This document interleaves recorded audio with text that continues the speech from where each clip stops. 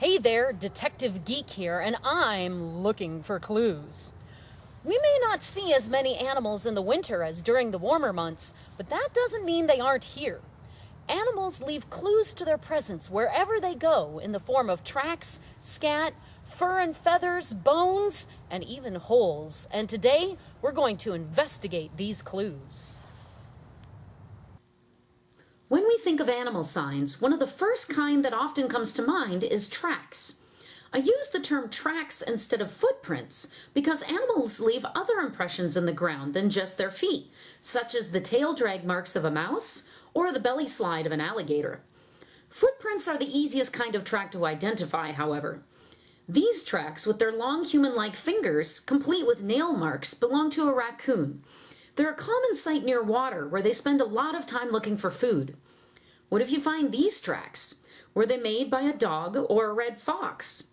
If you get a good enough track, look for the shape of a chevron or a wide upside-down V in the pad.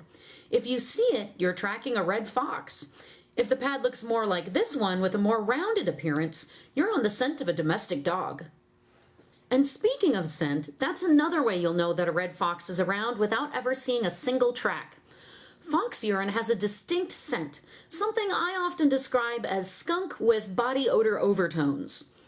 Of course, urine isn't the only smelly clue that animals leave behind.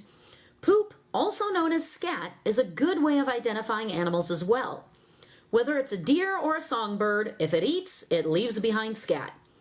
And speaking of birds, one of the most common questions people ask me when talking about scat is if birds urinate. We're all used to seeing bird poop on our car, but why never pee? The answer is that birds defecate and urinate at the same time. See the white and brown color of this turkey scat?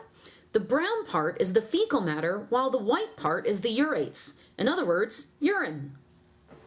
I also know that a turkey has been in this area because of this clue, a feather. Specifically, this is a small feather from the turkey's wing.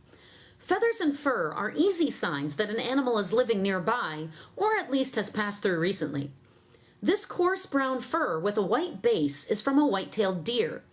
Even if you weren't sure whose fur this belonged to, sometimes combining additional nearby clues, such as this scat, will help reveal the identity of the animal who left it.